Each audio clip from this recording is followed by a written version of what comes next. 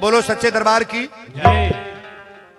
रहसुआ चमार के पैसा जब हाथे पर रोकाई तो पंडित जी पहले तो 5 मिनट तकल है ही तरह एक बाद अब इनका चौकर आवे लागो आ चौकर आवत और धाए दे गिर गई जैसने अगरात गईला वैसने बुता गईला। राजा राजा रटत रटत अरे बाप हथवा देखले जब पंडित जी तो घबरा गईले कहले बाप रे बाप राजा के पैसा पानी में दह गई आई चमारे के पैसा हाथे पर के रुकले बा। पंडित जी 5 मिनट के बाद होश में अले तो होश में अला के बाद देखले कि देखी हथवा फेर बा। अच्छा ये दृश्य रहुआ देख ली तो रहुआ पगला जाए कि ना केहू जने पागल हो जाए महाराज आखिर कारण का है। लेकिन पंडित जी घटवा पर बैठ के गिर के रोवे लगले। अरे बेहोश भइले बाबा जी अरे बेहोश भइले बाबा हो बेहोश भइले नाही रहल देहिया में जो सहो ई होश में बेहोश भइले बाबा जी नाही रहल देहिया में जो सही होश में बेहोश भइले बाबा जी नाही रहल देहिया में जो सही होश में बेहोश भइले बाबा जी।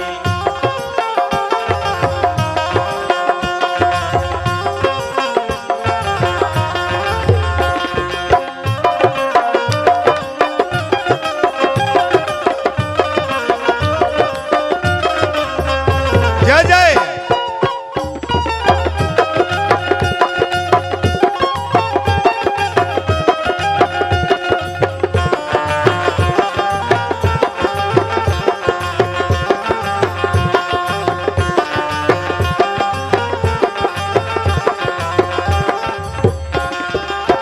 चारू ओर ताकतन के बोलाई जरूर ताकतान के बोलाई मनवा के बात अब कैसे बतलाई। मनवा की बात अब कैसे बतलाई। अरे कहले वीरेंद्र बाबा लागी गईल चोट हो ई होश में बेहोश भइले नाही रहल देहिया में जो सही होश में बेहोश भइले बाबा जी नाही रहल देहिया में जो सही होश में बेहोश भइले बाबा बेहोश भइले बाबा जी बेहोश भइले बाबा बेहोश भइले बाबा जी नाही रहल देहिया में जो सही होश में बेहोश भइले बाबा जी नाही रहल देहिया में जो सही होश में बेहोश भइले बाबा जी। बोल दी गंगा महारानी की। अच्छा बताई संसार के जितना मैल बा माई गंगा धोवेली कि ना ना धोवेली। अच्छा तई बताई गंगा जी में हमनी के जाइल जाला ता वो जूस से डिब्बा में भर के लाल जाला काना धाराला नोल जोन चलावल जाता वो के पानी कहल जाला है डिब्बा डिब्बा बांटा ता लोगों के पानी कहल जाई। पड़ोहा का छाता उ पानी हो पड़ोहा में पानी बहता उ पानी हो नदी में पानी हो पोखरी में पानी हो ए फिल्टर में पानी हो आ जौन डिब्बा में भर के आवता था ओके का कहल जाता कहो मरहू के बेर पियावल जाला दू बुन पियाई बेर का जानी परानवा हड़ाक दे निकल नहीं बुझाता नहीं। गंगा जल कबो डिब्बा में भर के ले आए एक एक ढक्कन अपना नहाए के बेर बाल्टी में डाल के रोज नहाई देखी में कोई शरीर में कोई रोग नहीं होगा। कौन पानी गंगा जल को एक ढक्कना डाल करके बाल्टी में जब नहाते हैं ना ये गंगा जल पवित्र चीज है महाराज। पड़ोहा को पानी कहेंगे नाबदान को पानी कहेंगे नहर के पानी को पानी कहेंगे लेकिन गंगा जी में से जो आता है गंगा जी के पानी के कब पानी ना कहल का कहल जाई गंगा जल। बोलो सच्चे दरबार की। अब यहां जाने के बाद आपका शरीर पवित्र न हो कथा में बैठने के बाद आपका आत्मा पवित्र न हो तो ये गंगा जल वीरेंद्र बाबा छिड़क करके क्या करेंगे। हम अपने लिए कथा नहीं बोल रहे हैं आप सभी लोगों का विचार बदलने के लिए कि आपका भी विचार मेरे तरह से निर्मल हो जाए। बोलो सच्चे दरबार की। कथा एजू आइल बा पंडित जी जब होश में अला तो कहले दादा ई विपत कैसे बतियाई ओजू तो मार धाधा कह लिए कि राजा घरे विदाई मिली बढ़िया कपड़ा पाई, बढ़िया रुपया मिली, बढ़ने घरे जग बा, अभी जाके कौने तरह से चमारे के बड़ाई बतियाए दादा। अब पंडित जी चलने लगी, कांपते चलल बाड़े, होश में बाड़े कि बेहोश में। पंडित जी के पहले ही डर बा कि राजा आज तलवार से काट दी है। काहे तो हमरे न्योता के साथे वो चमारे के पैसा काहे ले गईला, हमारी न्योता के साथे ओकर पैसा तू लेके काहे गईला? ये दोष बाबा के बा कि राजा के? पंडित जी के दोष है ना, पंडित जी का दोष है। लेकिन पंडित जी समझ गए कि दादा आज हमरे या तो मरे के बाना तो जिंदा रह तो जिंदे रह। लेकिन पंडित जी रोते गए, राजा मनन के दरवाजा पर गेट पर 4 गो सिपाही रहले। सिपाही जब पंडित जी के रोवल देखले तो पूछले बाबा काहे रोवता नहीं? पंडित जी कहले राजा मनन सिंह है कि नहीं? सिपाही कहले सरकार अंदर है। कहले तनी बोलावा कही दे पंडित जी रोवत आइल बड़े।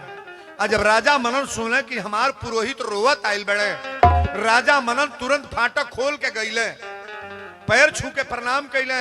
कहले पहले आंसू है, गमछा ले आंसू पोछी। केहू के सामने ब्राह्मण रोवता तो फल मिली कि श्राप? ब्राह्मण को कभी रोने मत देना, गरीब हो अमीर हो, बंदा हो प्रथम महीसुर चरना, पृथ्वी का देवता ब्राह्मण है महाराज। और बड़ी बारीकी से कथा को श्रवण करना। अब देखिए जो पहुंचल बड़े, राजा कहले कि पहले गुरुदेव चली कुर्सी पर बैठी ना। पंडित जी कहले राजा मनन पहले एक बात बताई, हमरा पर नाराज ना होखो। कहले नाराज ना होखो, हम कुछ ना कहो।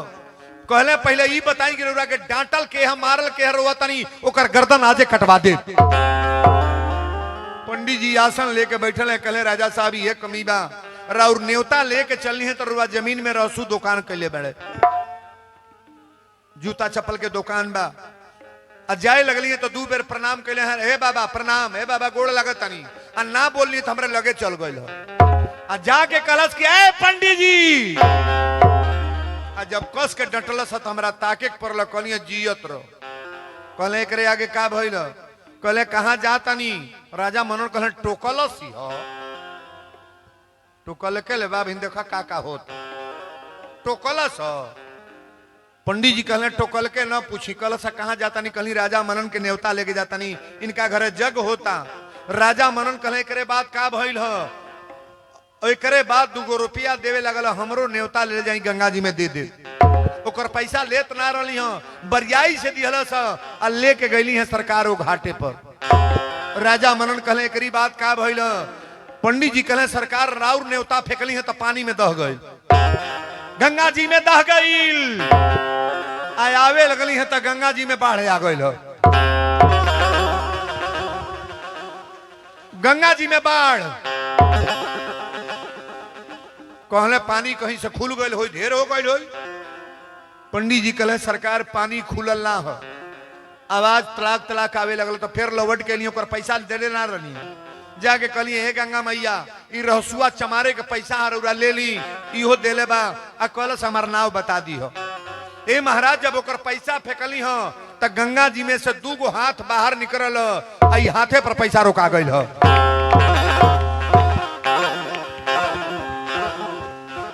राजा मनन कहले सिपाही,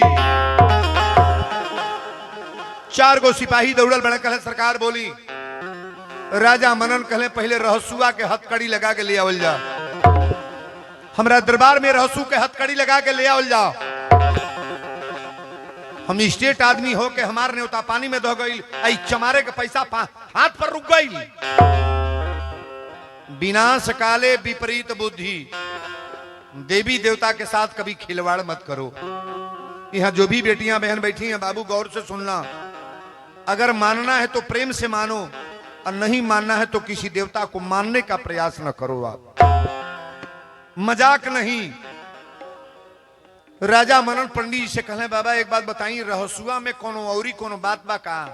कहले सरकार जवार में लोग ही कहता रहसुआ माई के दुर्गा जी के बहुत बड़ा भक्त बा। रहसुआ राती के कतरा काटेला आ सांपे के चाबुक बनाई आ 7 गो बाघ नाद के दौरी कह के अनाज निकाल के माई के प्रसाद चढ़ावेला।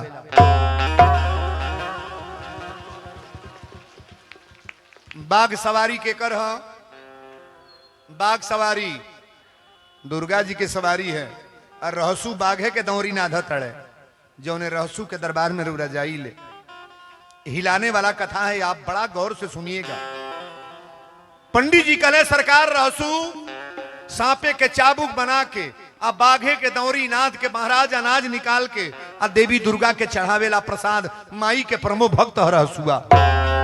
राजा मनन कल सिपाही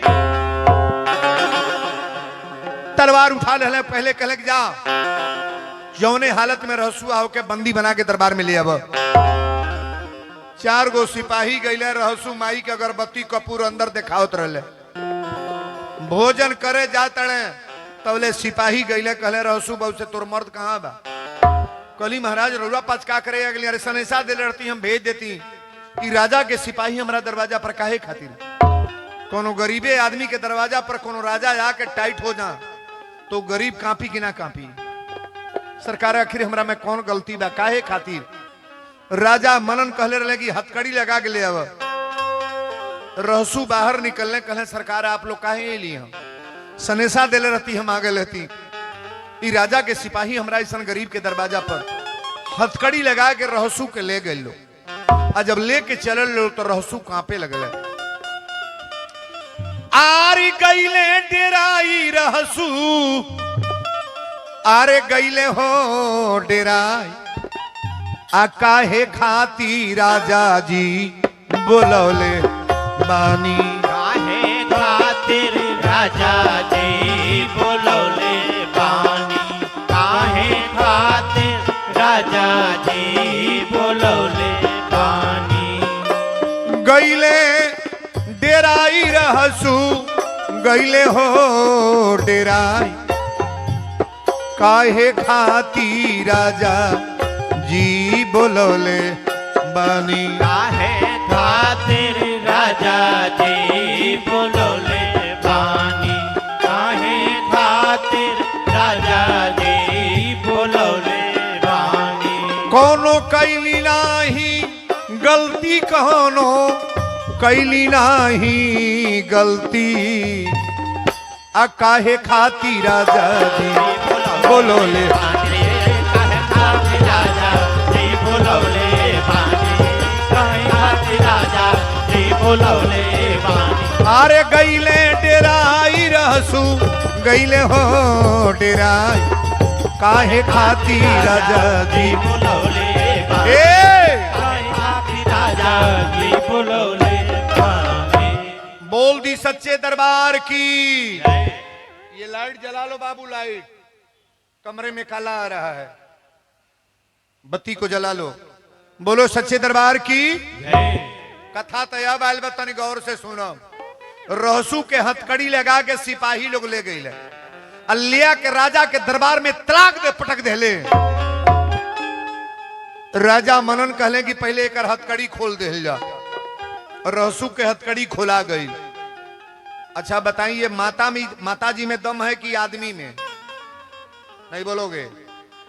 माता जी में दम है, लेकिन वो दम में अगर आदमी चाहे कि मैया हमको मिल जाए, ये प्राप्त हो सकता है कब? जब विचार बदलोगे तब। राजा मनन कले हथकड़ी खोल दिया जाए, हथकड़ी खुल गया। बड़ा बारीकी से कथा को श्रवण करना। ए बाबू हथकड़ी खुल गई।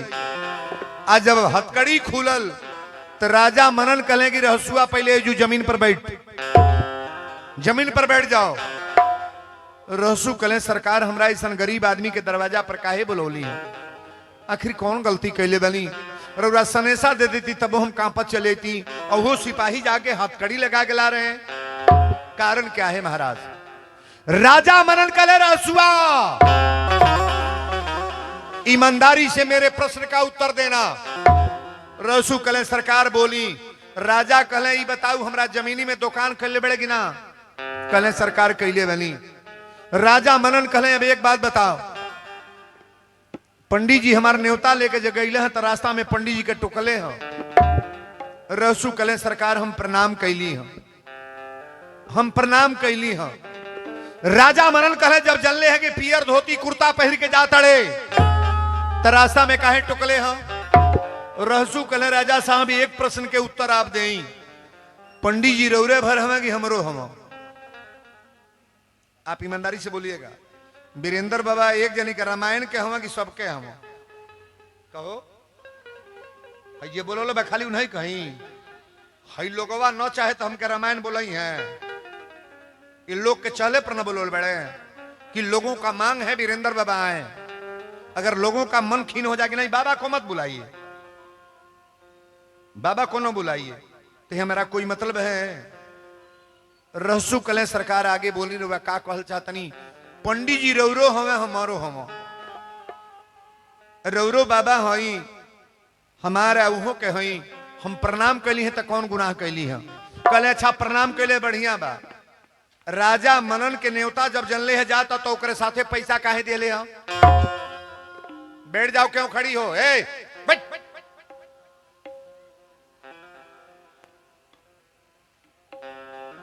राजा मनन के न्योता जब जनले है तो पैसा काहे देले है। रसू चमार कहे सरकार दान का कभी जोड़ा नहीं जाता है कि चमारे का पैसा है कि यादव का पैसा है कि जायसवाल बरनवाल अब पंडित जी का पैसा है। ऐसा कभी कहा जाता है। गंगा जी में गरीब भी नहा रहा है, अमीर भी नहा रहा है, राजा नहा रहे हैं और कोई भिखारी जा रहा है वो भी नहा रहा है। सरकार पैसा में क्या छूट है। राजा कल ठीक बा पैसा दे ले है। अभी बताऊ हमार न्योता पानी में दह गई है, मेरा न्योता पानी में दह गया और तुम्हारा न्योता हाथ पर किसने रोका है। रसू कले माई दुर्गा ई तू कौन तमाशा शुरू कर दे ई पैसा काहे के रोकलू है। रसू जान के लगी माई के कृपा हो गई। रसू कले सरकार हो जो तो हम ना रही के पैसा रोकल है। राजा मनन कहे तुमको बताना पड़ेगा कि हमारा पैसा पानी में दह गया और तुम्हारे पैसा को रोकने वाला है कौन। एक राजा का पैसा न्योता पानी में दह गया और तुम्हारे जैसे दुर्भिक्ष गरीब आदमी का पैसा हाथ पर। रहसू आंख में आंसू लेके कहे राजा गलती हम पैसा दिहल हमार ना बा, ई माई के कृपा बागी हमरे ऊपर ही माई आवेली। राजा मनन कले पहले ही बता राती के कतरा काटे ले। रसू कले हाँ सरकार काटी ले। कले सांपे के चाबुक बनावे ले, कले बनाई ले। कले 7 गो बाघनाथ के दौरी करे ले, कले सरकार करी ले। कले अनाज निकाल के चढ़ावे ले प्रसाद, कले हम दुर्गा जी के प्रसाद चढ़ाई ली। सरकार माई के प्रसाद चढ़ाई ले। राजा मनन कहले रासू जौने दुर्गा के बल प्रति आज तपल बड़े ही बात बोलल बड़े, आज वो दुर्गा के हमरा सामने बुलाओ, हमरी सामने भगवती के बुलाओ। आज देखी तोर बात सत्य बागी गलत बा। रहसू राजा के दोनों गुड़वा पकड़ के बड़ा तेज रोले कले राजा ऐसा कब्बो मत कहब कि माई दुर्गा के बुलाव। माई दुर्गा के जे बुलावे ना महाराज वो पहले मरेला। दुर्गा के मत बुलाई। माई जहां बाड़ी तहां रहे दी। सरकार हमार राउर संबंध बा जैसे चलता चले दी। गरीब आदमी बानी आई रौरा कौन अजमावल शुरू कर दे का करे जाता नहीं। राजा मनन कले चुप, एक बार हमारी बात के कटिए मत। अपने भगवती जगदम्बा के दुर्गा के बुलाओ, तोरी माई के देख तोरी में कितना शक्ति बा। हमार पैसा पानी में दह गई, तोर पैसा हाथ पर रुकाइल है। अब बाघ राती के नाच के ते बाघे के दौरी कर तड़े। सारा संसार बैल के दौरी करते बाघ के दौरी। रहसू कले राजा साहब रौरा से एक निवेदन और करब। जवन रौरा कहीं हम तैयार बनी, लेकिन माई दुर्गा के मत बुलाई। अगर माई दुर्गा आ जाई है तो हो सकेला रौरा राजा है। सुंदर बात सोचे चाहिए, बढ़िया विचार बनाई।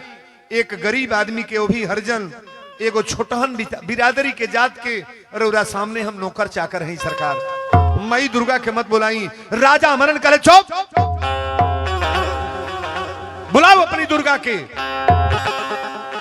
रहसू कले ना मानो। राजा कले मानो नहीं तोर गर्दन अबे काटो। तलवार निकाल ले। आई है गर्दन पर तलवार धो के कहले या तो माई के बुलाओ अन तो के आज हुए तुरंत गर्दन काट दे, 2 टुकड़ा कर दे।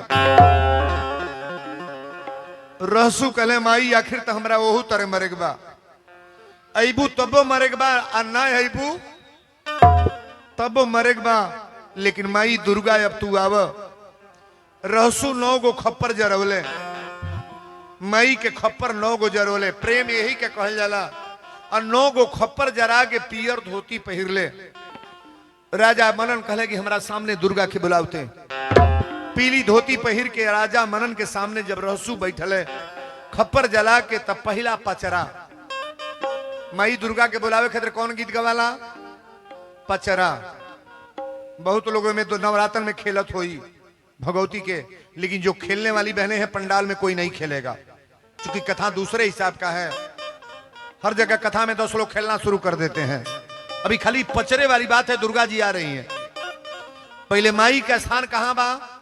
कमरू कमेछा। दुर्गा जी कहां पहले रहती हैं? कमरू कमेछा। माता जी वहीं से आ रही हैं।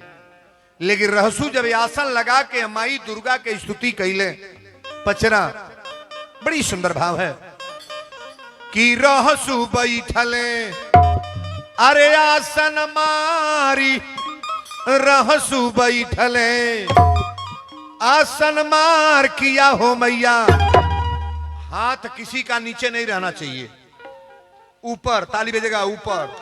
किया हो मैया, किया रे दुर्गा, किया हो देवी आई के बचावाला हमारा लिए राम। किया है माई आई के बचावाला हमार नैना।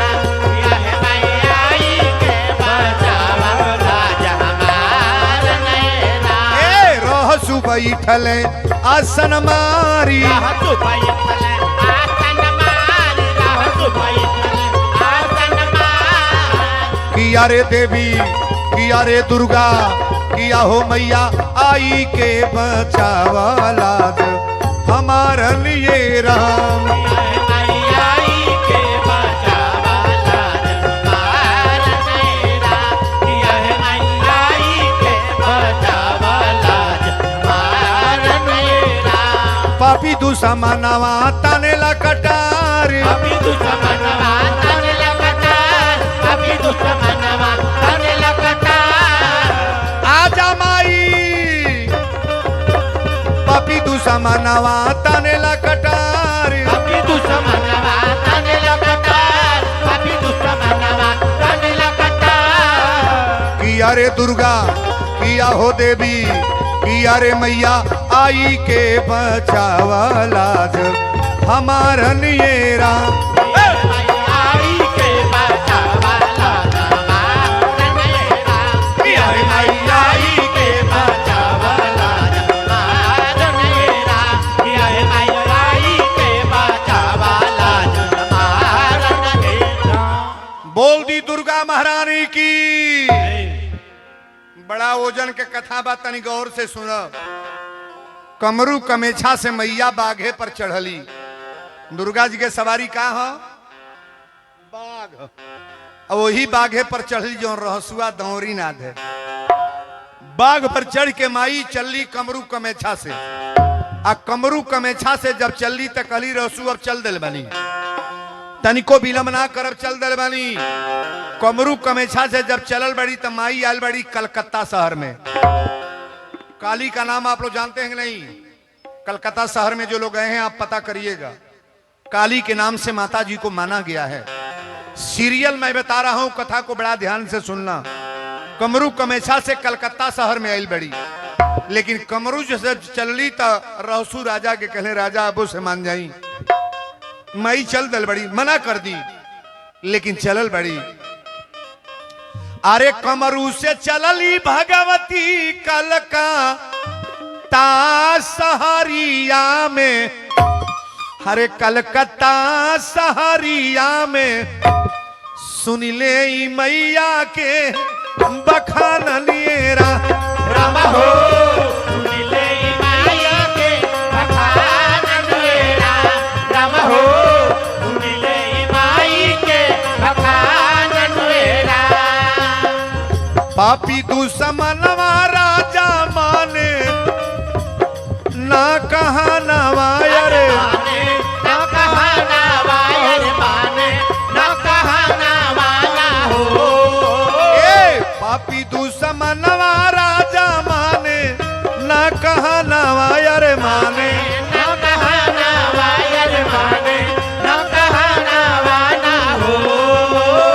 अरे गर्दन पर तनले तलवार नियरा राम हो गर्दन पे तनले तलवार नुएरा राम हो गर्दन पे तनले तलवार नुएरा अरे गावेले वीरेंद्र बाबा दुर्गा के कथनिया अरे देवी कथनिया रे दुर्गा के कथनिया ना हो अरे सुनीले ई ध्यानवा लगाई नेरा राम हो सुनिले ध्यानवा लगाई नेरा राम हो सुनिले ध्यानवा लगाई नेरा बोल दी दुर्गा महारानी की।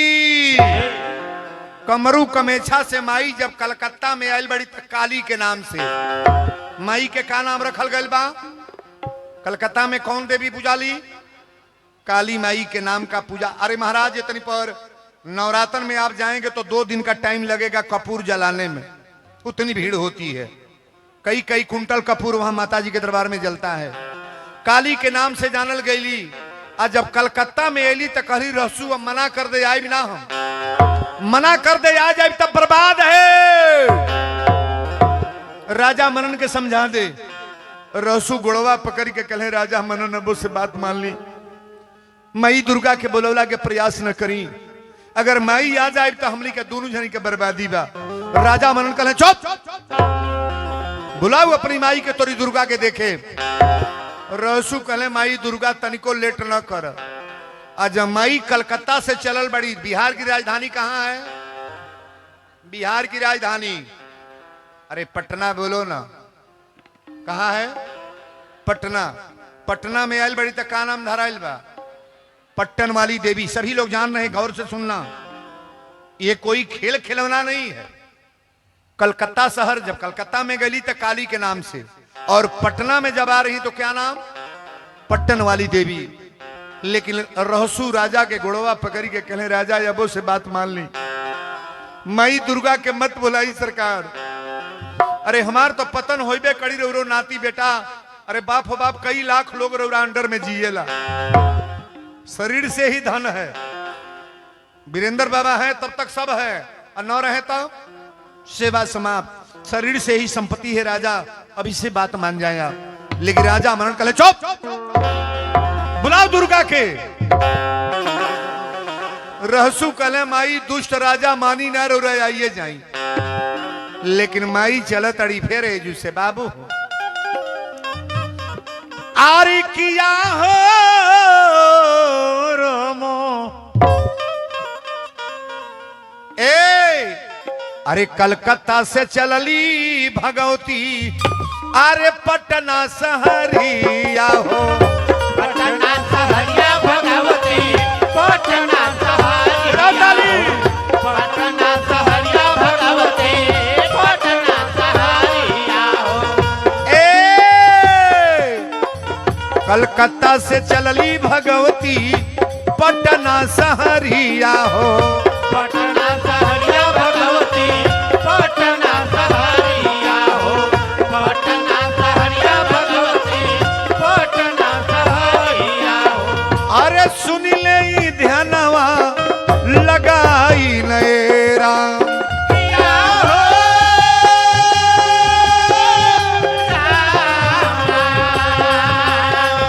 राम हो सुन ले धनवा लगाई तेरा। ए पापी दुश्मनवा राजा ताने तलवरिया हो। ताने तलवरिया हो राजा ताने तलवरिया हो।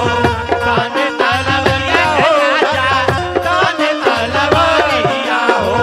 पापी दुश्मनवा राजा ताने तलवरिया हो।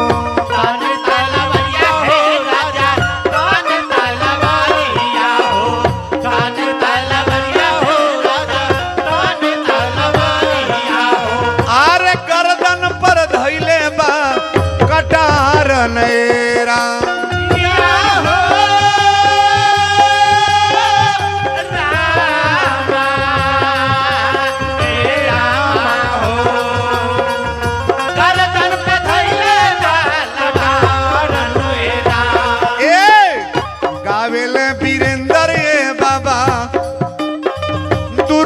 के कथनिया हो। दुर्गा के कथनिया हे बाबा, दुर्गा के कथनिया हो। दुर्गा के कथनिया हे बाबा, माई के कथनिया हो। गावेले तिवारी बाबा दुर्गा के कथनिया हो। दुर्गा के कथनिया हे बाबा, माई के कथनिया हो। दुर्गा के कथनिया हे बाबा, माई के कथनिया हो। आरे सुनी ले ध्यानवा लगाई नए राम। किया हो रामा, हे रामा हो। सुन ले धनवा लगाई तेरा। बोल दी महिषासुर मर्दनी की। माई के कृपा जेकरा ऊपर हो गल माई बना दिली है बाबू। आज माई जब चलल बड़ी पटना शहर से चलल बड़ी रुरा, पटना अपने गोपालगंज हम लोग का राजधानी है महाराज बिहार की। पट्टन देवी के नाम से माता दुर्गा को माना गया। और जो से चलली तो कहली रहसू अब एको मिनट बेलम ना करो, डायरेक्ट हम आवतानी घोड़ा घाट।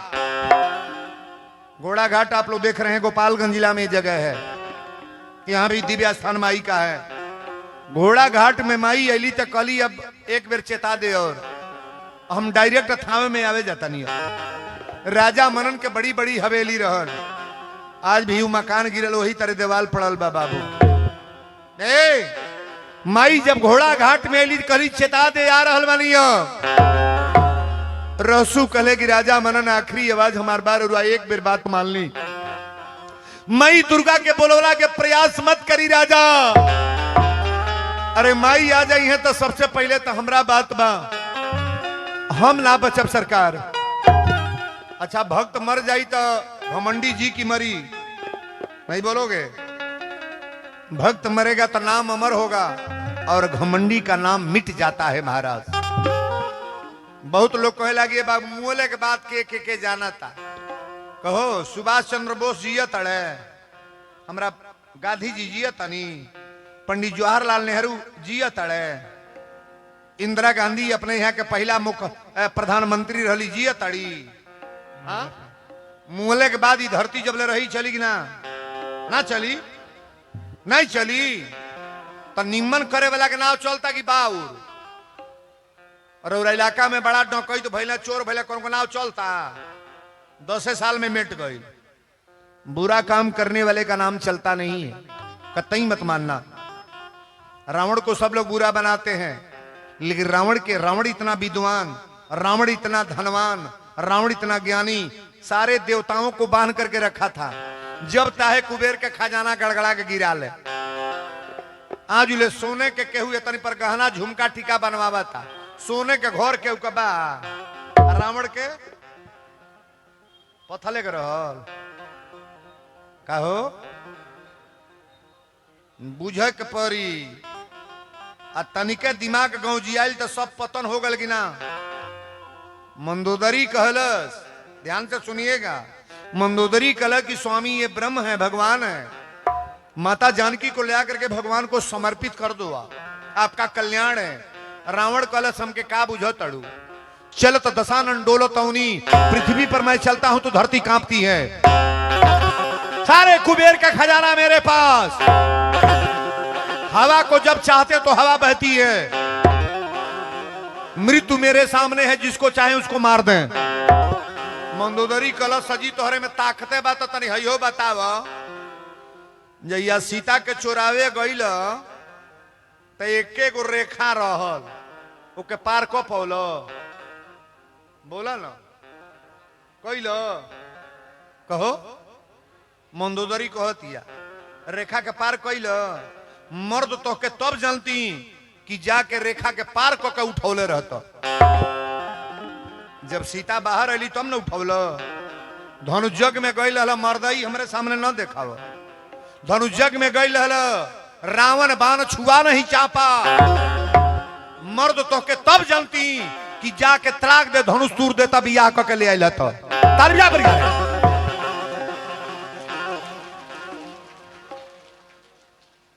ये सब मर्दे बा कहो मंदोदरी कले तक के मर्द तब जानती कि धनुष तूर दे रहता सीता के माला गटई में पहिर के अब बियाह क के आयल रहता एक मर्दई कहल जाला।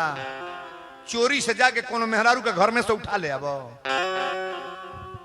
लेकिन रावण को शर्म नहीं आया, लजाया कजी है इतना बड़ा मंच है, इतनी महफिल जमी है, यहाँ हर साल ऑर्केस्ट्रा कराया जाए तो कोई आने जाने का नाम लेगा? कोई नहीं आएगा। यहाँ घर की बहुएं बेटी बहू सब आ रही हैं, क्या तो भगवान की कथा हो रही है। बार बार हम निवेदन करते हैं कि कलिमल हरन मंगल करनी तुलसी कथा रघुनाथ की। महाराज इससे बढ़िया है क्या? आप लोगों को सबको आशीर्वाद देना चाहिए जो इसमें आगे लगे हैं ना, रामायण जी हैं चाहे जो भी कार्यकर्ता बंधु हैं, इस कमेटी में जो मेंबरिंग कर रहे हैं, इन बच्चों को डांटना बाबू, सबको डांटना चाहिए, कहना चाहिए कि महाराज आप लोग बढ़िया काम कर रहे हैं। अच्छा वीरेंद्र बाबा 4 साल से आ रहे हैं, कथा आप लोगों को पसंद आती है कि नहीं? तन हाथ उठाइएगा। देखिए हमारे दुश्मन को गोल बड़े उठा ला हथवा काहे बाबा हमसे लाठी चलल बा, हमारो दुश्मन बाड़े एक आध दूगो। अच्छा में के चाहेला कि वीरेंद्र बाबा हर साल आवे, ताली बजाओ पर यार कड़कड़ा। अच्छा तो अगले साल हमरा नाई आओ बना आई ना है? फिर अंगूरी दिखाओ तने अगले साल का बोल दी जुए। अरे आप लोग हमारे बन गए हैं तो हम भाग के कहां जाएंगे? हम तो एक एक मंच पर 20-20 साल से कथा कह रहे हैं और बहनों बेटियों से निवेदन करेंगे बाबू लोगों से, ये कथा कोई हमारी नहीं है। मैं माता जी को बुलाने जा रहा हूं और बड़ा भाग्य से बड़ा भाव से, आज मौसम गड़बड़ हुआ लेकिन इतना बढ़िया मौसम है, आज उन्होंने बेना हो के पड़ता हो 500 बेना है मैं डोलो तो रोज है चलो तबा दुके डोलावा था ए बूढ़ा के औरी गर्मी लागत था।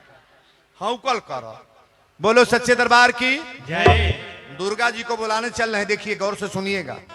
घोड़ा घाट में जब माई अली तक कली रहसू एक बेर मना कर दे बार हलवानी रसू राजा मनन के गोड़ पकड़ के कहे राजा अरे तुहार तो कुल नासे होई लेकिन हमहू शरीर से मर जाए, माई दुर्गा के बुलावो मत लौटा दी। राजा मनन कहे चुप, बुलाओ अपनी भगवती के, तोरी भगवती के देखे। हाँ तो ये बाबू माई आ गई थावे में, और जब थावे में ली तो पहले राजा के घोड़सार गिरे लगल, सारा घोड़ा मरे लगले, राजा मनन के हथिसार गिर गई, सारा हाथी मर गई, राजा मनन के बेटा नाती सब मरे लगले। 10 गो नौकर दौड़ल बड़े कहले राजा मनन अबोर से रहसू से निवेदन करी सरकार, अरे सिफारिश करी सरकार। राजा मनन कहले चुप, बुलाओ अपनी दुर्गा के, थोड़ी दुर्गा के देखे। रहसू कहले बिलम नहीं बमाई पोखरा पर घूमा तड़ी। मंदिर के बगल में पोखरा है कि नहीं है? नहीं है। पहले बड़ा मोटा मोटा पेड़ है, तो लिप्टस लग गया है, बहुत विशाल पोखरा था। माई जब बाघ लेके घूमे लगली तो एक बैग रहसू के कहले, रहसू कहले माई देखा घूमा तड़ी है राजा। रहसू माई घूमा तड़ी, रहसू कहले राजा मरण कहले तोरा लौका तो हमारे लौकते नहीं खे। घमंडी आदमी को कभी देवी दिखाई देंगी, अभिमानी को दिखाई देंगी, गलत काम करने वाले को माँ जी दिखाई देंगी? नहीं। रहसू कहले कि राजा बाघ पर सवारी होके मैया घूम रहल बड़ी। दुर्गा जी कहली ये तरह राजा मानी नहीं, एकरा सामने आ जाए दे। टप दे माई अली रहसू के कपार फाड़ के कंगल निकल गल बाहर। ताल बजा के बजा रहे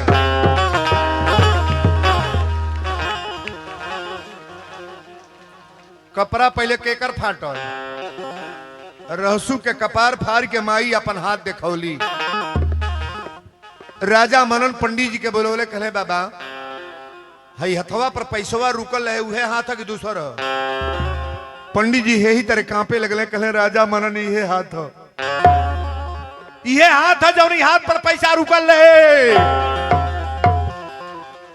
ये हाथ राजा मनन सामने खड़ा बड़े।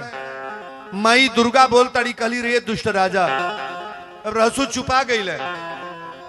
अब माई तो कह लौका तड़ी ना। राजा मनन कहले कि माई तोहर हाथ त लौकता, लेकिन तोहरा रूप के दर्शन कब होई? देवी कली की रूप के दर्शन पापियों को कभी नहीं होता है ना। बजाओ ताली बजा रहे।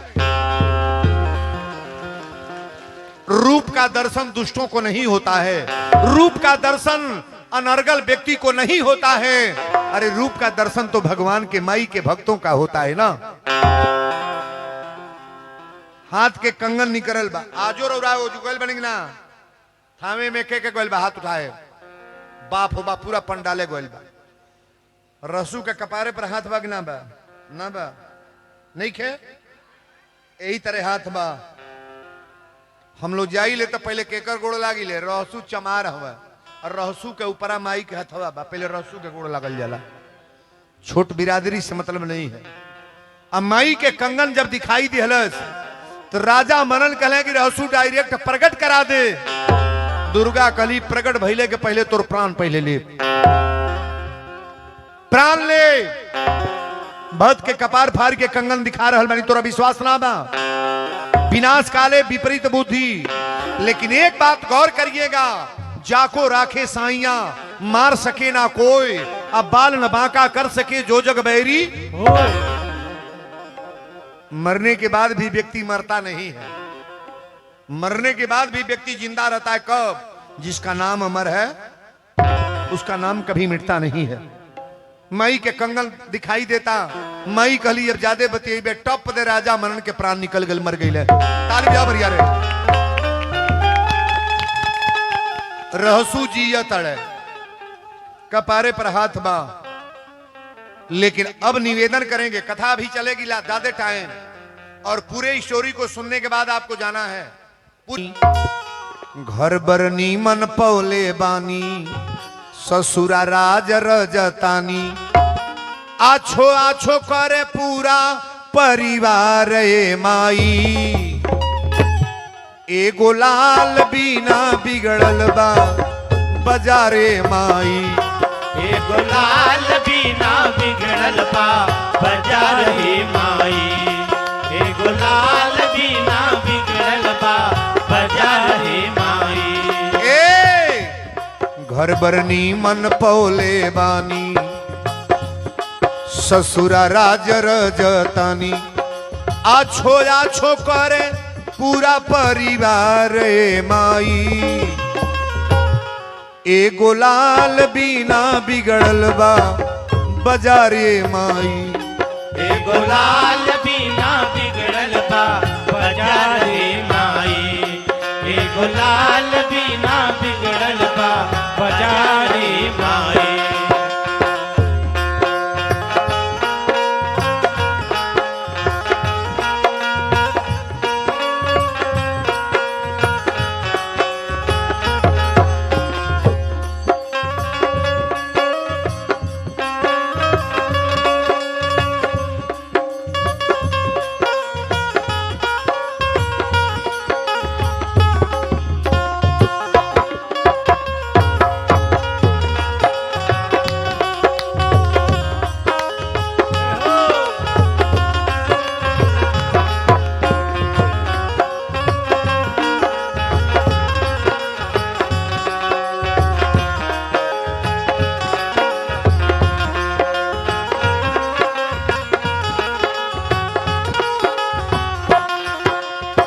तुहरे दीहल धन दौलत सब कोठा महल अटरिया हो। सोचत होइबू अब का मांगे अइली आज दुअरिया हो।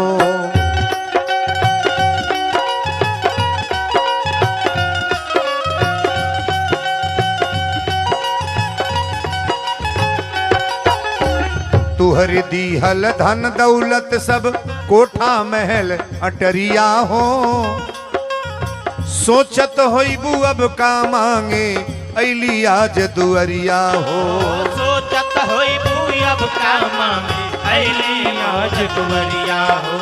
सोचत होइबू अब का मांगे अइली आज दुअरिया हो। ससुरु बेटी ऐसन जाने बजनिया कलश माई हमरा कुछ के कमी ना बा। ससुरु बेटी ऐसन जाने सैया प्राण से बढ़ के माने। ससुरु बेटी ऐसन जाने सैया जान से बढ़ के माने। बाटे सब कुछ भरल तबो बानी लाचार ये माई। एगो लाल बीना बिगड़ल बा बाजार ये माई। एगो लाल बीना बिगड़ल बा बाजार रे माई। एगो लाल बीना बिगड़ल बा बाजार रे माई। घर बरनी मन पौले बानी ससुरा राज रजतानी। घर भरनी मन पौले बानी ससुरा राज रजतानी। आछो आछो करे कुला परिवार ए माई। एगो लाल बीना बिगड़ल बा बाजारे माई। एगो लाल बीना बिगड़ल बा बाजार रे माई। एगो लाल बीना बिगड़ल बा बाजार रे माई।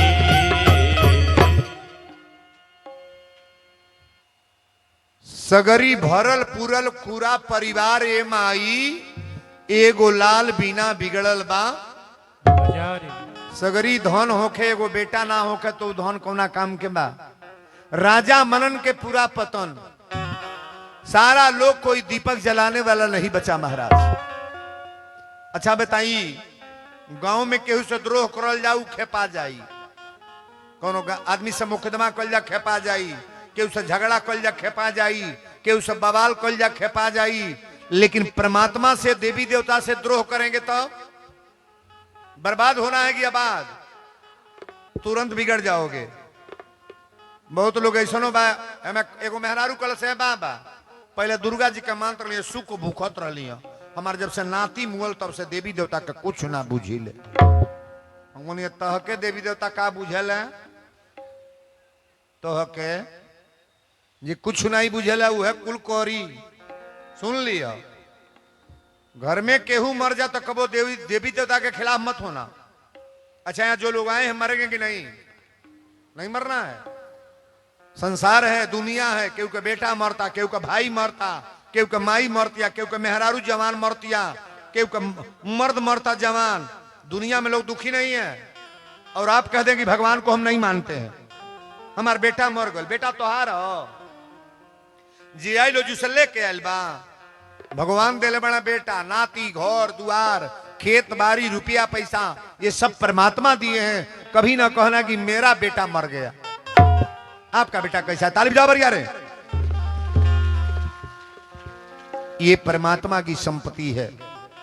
इस पर अपना दबाव मत करो। आप बाबा लिखले बनी कि जिनकी रही भावना जैसी प्रभु मूरत देखें तीन।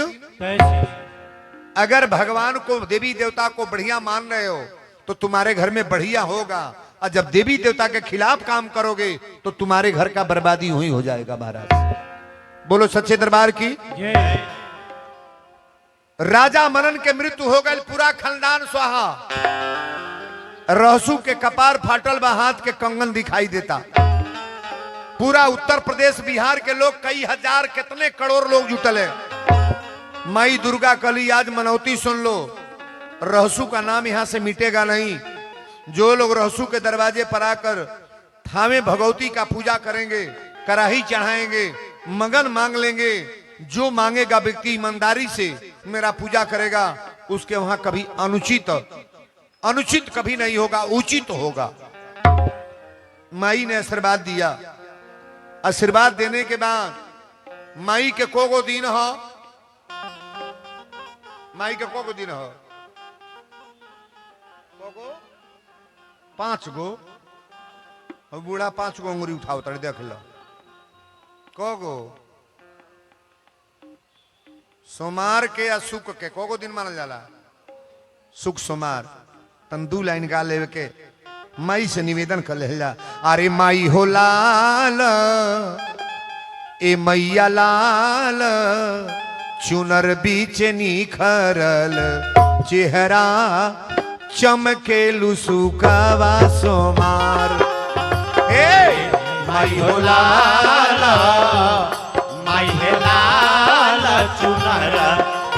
निखरल चेहरा चमके सुखवा तुम्हारी माई हो लाल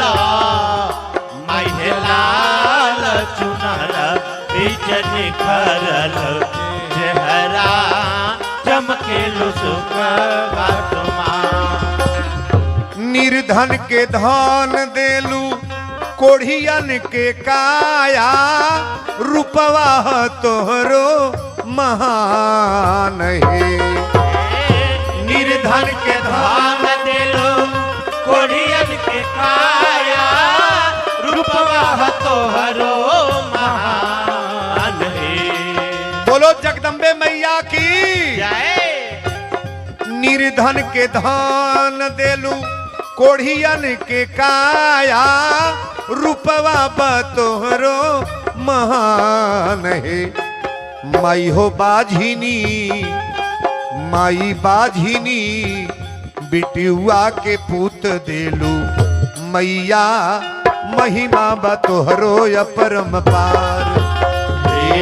माई हो लाल माई हे लाल चुनरा बीच निखरल चेहरा चमके सुखवा तुम्हार। माई हो लाल चुनरा बीच निखरल चेहरा चमके सुखवा तुम्हार। तोहरा बतवला से लिखी गाई गीतिया महिमा बा तोहरो महान है। तोहरा बतावला से लिखी गाई गीतिया महिमा बतोहरो महान है। बोल दी सरस्वती मैया की जय। तोहरा बतवला से लिखी गाई गीतिया महिमा बा तोहरो महान है। माई हो व्यास माई हो बाबा वीरेंद्र जी के खेवत रही नैया कबहू न डूबे मझधार। माई हो लाल माई हे लाल चुनरा बीच निखरल चेहरा चमकेलू सुखवा तुम्हार। माई हो लाल माई हे लाल चुनरा बीच निखरल चेहरा चमकेलू सुखवा। बोल दी सच्चे दरबार की। अब रउरा पाँच के टाइम भगवान की आरती के लिए सभी लोग प्रेम से खड़े हो जाएं। जो लोग जहां